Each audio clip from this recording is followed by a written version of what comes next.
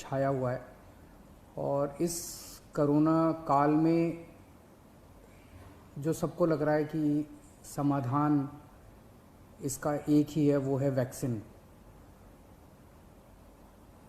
दिल्ली सरकार ने निर्णय लिया है कि 18 साल से ऊपर की उम्र के लोगों को फ्री वैक्सीन दी जाएगी।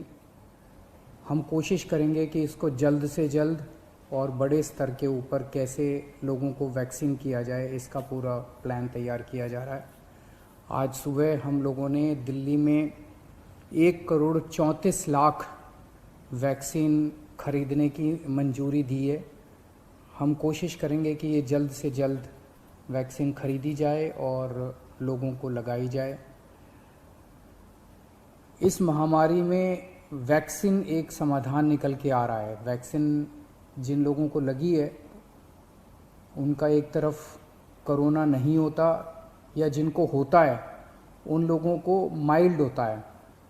उनमें से अधिकतर लोगों को अस्पताल की ज़रूरत नहीं होती, और अगर अस्पताल की ज़रूरत पड़े भी तो उनकी बीमारी सीरियस नहीं होती, ऐसा देखने में आया है। तो कोरोना एक तरह से अगर वैक्सीन सबको लग जाए तो कोरोना एक ऑर्डिनरी बीमारी की तरह हो जाएगी, अगर होगी भी तो ठीक हो जाएगी। इंग्लैंड में, यूनाइटेड किंगडम में अभी कुछ महीने पहले तक कोरोना का इतनी ही ज़बरदस्त कहर था जैसे भारत के अंदर है, और वहाँ उन्होंने वैक्सीन बहुत बड़े स्तर के ऊपर अपने लोगों को लगाई।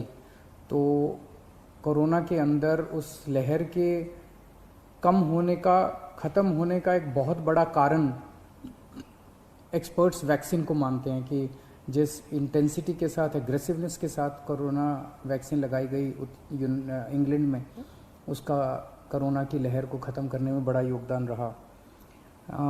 वैक्सीन के एक निर्माता ने कहा है कि वो राज्य सरकारों को 400 रुपये में देंगे, दूसरे निर्माता ने कहा है कि वो राज्य सरकारों को 600 रुपये में देंगे, और केंद्र सरकार को दोनों 150 रुपये में देंगे। मेरी उम्मीद है कि इसको एक ही प्राइस होना चाहिए, अलग अलग प्राइस नहीं होने चाहिए।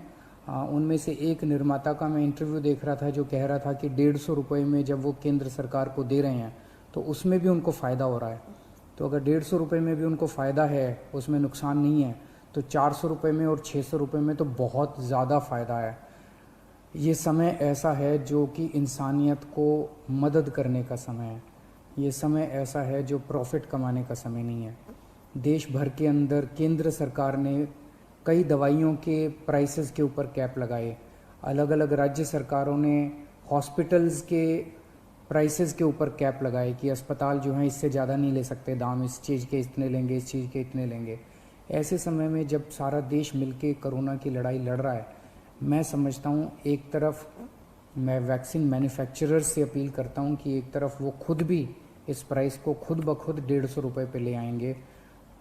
पूरी ज़िंदगी पड़ी है प्रॉफिट कमाने के लिए। ये टाइम, कोरोना जब महामारी इतने बड़े स्तर पे फैली हुई है, लोगों से ये प्रॉफिट कमाने का टाइम नहीं है। मैं केंद्र सरकार से भी अपील करता हूँ कि अगर ज़रूरत पड़े तो इसकी भी कैपिंग की जाए और इस प्राइस को कम किया जाए। एक बात कि 18 साल से ऊपर की उम्र पे अभी लगाया जा रहा है, लेकिन इस महामारी के दौरान हमने देखा कि हमारे 18 साल से कम उम्र के जवान और बच्चे भी इसमें बहुत ज़्यादा संक्रमित हो रहे हैं। उनमें से कुछ लोगों की मौत भी हुई है।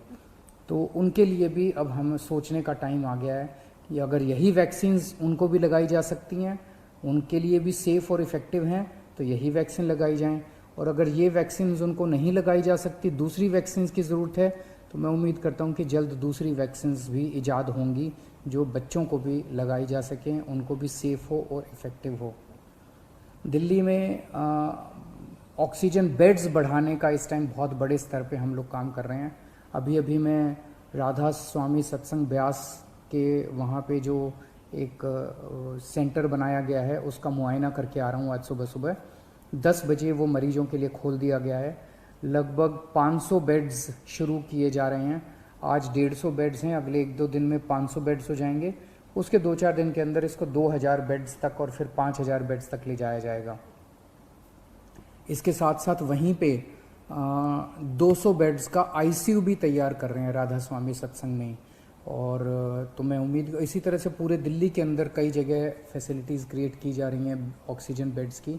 मैं उम्मीद करता हूँ कि इससे जनता को काफ़ी फ़ायदा होगा। नमस्कार।